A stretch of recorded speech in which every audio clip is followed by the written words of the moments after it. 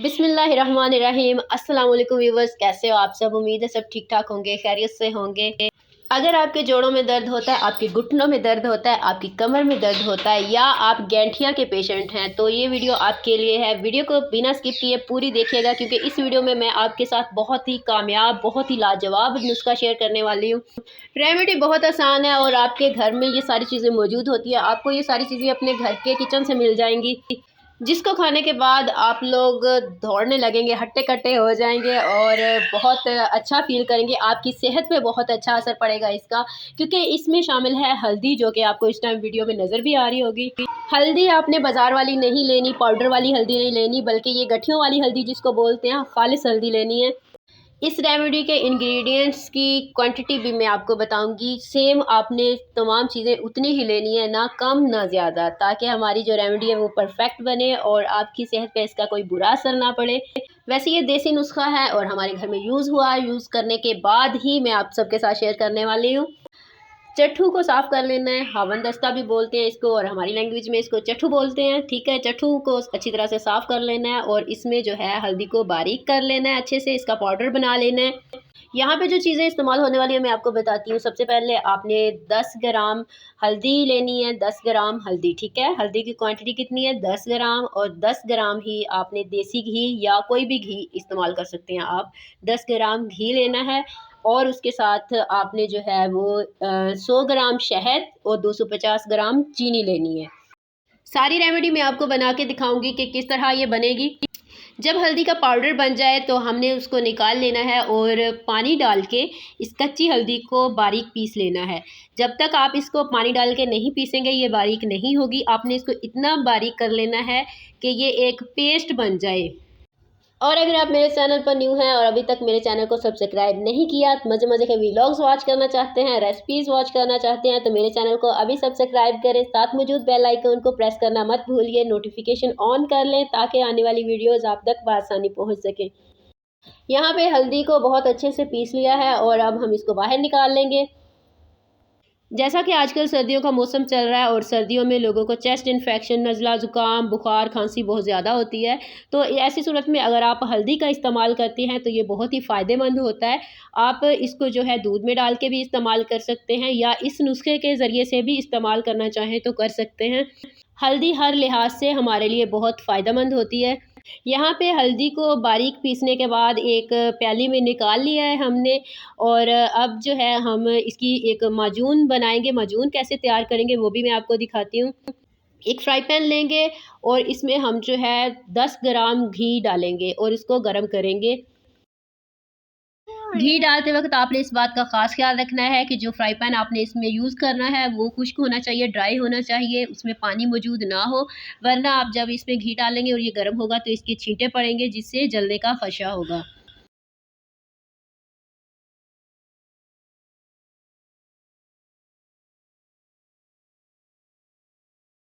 जब घी अच्छे से गर्म हो जाए तो जो हल्दी हमने बारीक पीस के एक प्याली में निकाल ली थी वो इसमें डाल लेंगे और उसको भूनेंगे।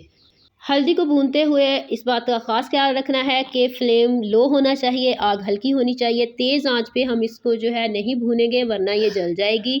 अच्छे से भूनने के बाद हम इसको एक बर्तन में निकाल लेंगे।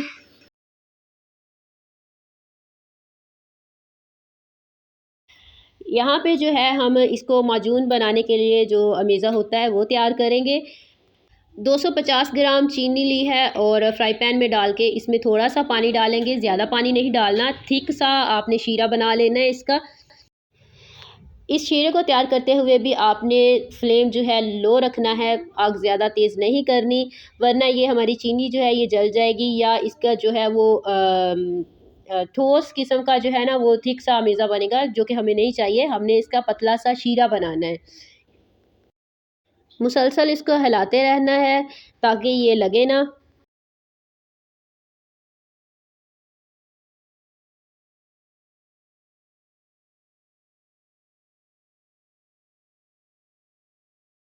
पानी की क्वांटिटी मैंने बहुत कम यूज़ की है जिसकी वजह से चीनी जो है अभी भी वो मोटी रह गई है, बारीक नहीं हुई। तो मैं इसमें थोड़ा सा पानी और ऐड करूँगी ताकि जो है हमारी जो चीनी है वो बिल्कुल घुल जाए, दानेदार ना हो, नज़र ना आए।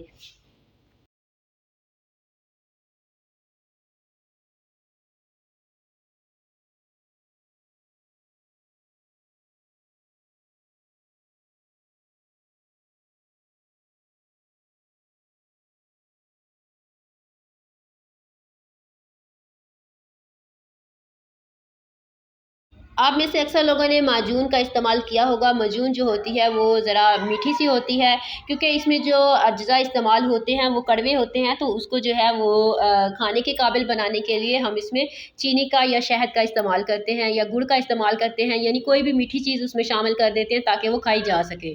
क्योंकि हल्दी हम लोग ऐसे तो नहीं खा सकते क्योंकि वो बहुत कड़वी होती है।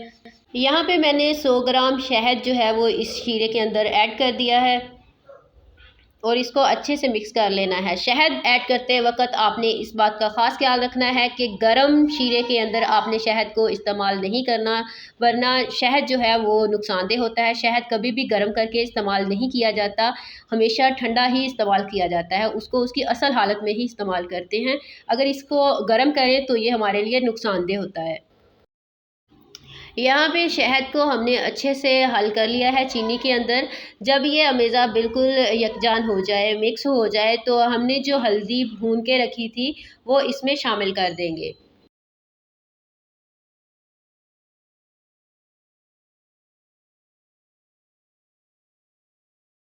हल्दी को इस अमेज़े के अंदर अच्छे से मिक्स करेंगे ताकि इसकी गुठलियाँ ना बने और ये सारी जो है वो अच्छे से मिक्स हो जाए, यकजान हो जाए। जब ये अमेज़ा तैयार हो जाए तो ठंडा करके आपने इसको किसी बर्तन में निकाल लेना है, किसी शीशे के जार में या किसी बोतल में महफूज कर लेना है और इसको जो है वो कवर करके रखना है। 1 चम्मच इसका सुबह को और 1 चम्मच ही शाम को 1 कप दूध के साथ इस्तेमाल करना है।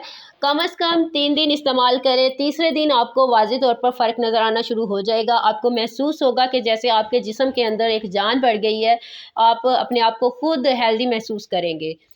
तमाम जोड़ों के अमराज के लिए ये बेहतरीन नुस्खा है, बेहतरीन रेमेडी है, लाज़मी यूज़ कीजिएगा और उसके बाद मुझे कमेंट सेक्शन में बताइएगा भी ज़रूर कि क्या ये आपके लिए फ़ायदेमंद हुई या नहीं।